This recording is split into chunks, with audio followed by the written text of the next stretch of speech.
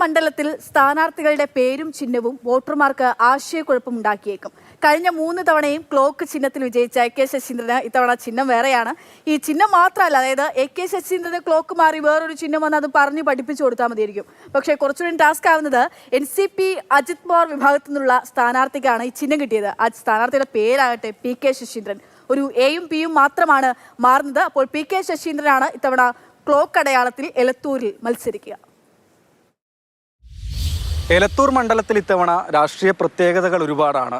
കഴിഞ്ഞ 3 തവണയും ക്ലോക്ക് ചിഹ്നത്തിൽ മത്സരിച്ച AK ശശീന്ദ്രൻ, വിജയിച്ച AK ശശീന്ദ്രൻ ഇത്തവണ കാഹളം മുഴക്കുന്ന മനുഷ്യൻ ചിഹ്നത്തിലാണ്. ക്ലോക്ക് ചിഹ്നത്തിൽ മത്സരിക്കുന്നത് മറ്റൊരു ശശീന്ദ്രനാണ്, PK ശശീന്ദ്രൻ. അതായത് ഒരു വിമതൻ അല്ലെങ്കിൽ ഒരു അപരൻ എന്ന രീതിയിലൊന്നും അല്ല ഉദ്ദേശിച്ചത്. അപരനല്ല, ഞാനാണ് ഒറിജിനൽ സ്ഥാനാർത്ഥി.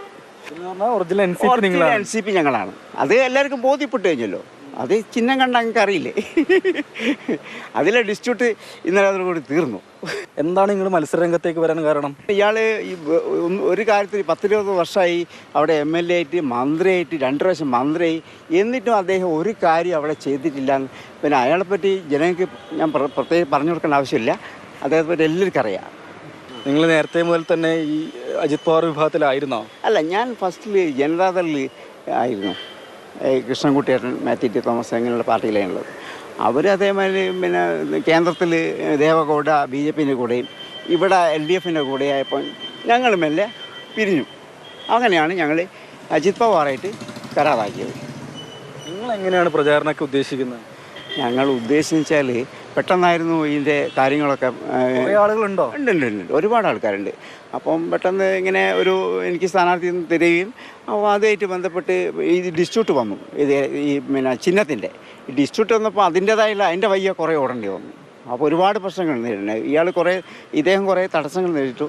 ഞങ്ങളത് വിജയിപ്പിച്ചെടുക്കുകയും ചെയ്തു, കോടതി മുഖാന്തരവും അല്ല ഇലക്ഷൻ കമ്മീഷനൊക്കെ ആയിട്ട്. അതാണ് താമസിച്ചത്. അപ്പം ഞങ്ങൾ പ്രചരണത്തിന് ഇറങ്ങും. ചിഹ്നവും പേരും ഒക്കെ വലിയൊരു ആശയക്കുഴപ്പമല്ലേ വോട്ടർമാർക്ക്? അല്ല, വോട്ടർമാരെ സംബന്ധിച്ചിടത്തോളം പറയുകയാണെന്ന് വെച്ചാൽ അവർക്ക് എന്താ വേണ്ടത്? അവർക്ക് അവരുടെ കാര്യങ്ങൾ, ഓരോ ദിനംദിന ഓരോ കാര്യങ്ങൾ നടക്കണം. അത് ഇയാളെ ഒരു കാര്യം ശ്രദ്ധിക്കുന്നില്ല എന്നാണ് ജനങ്ങൾ പറയുന്നത്. ഒരു കാര്യവും ഞാൻ പറഞ്ഞില്ല, വെള്ളത്തിൻ്റെ പ്രശ്നം തന്നെയാണ് മെയിൻ ഉള്ളത് അവിടെ. ശശീന്ദ്രനെ പറ്റിയോടൊപ്പം രാഹുൽ KV, മാതൃഭൂമി ന്യൂസ്.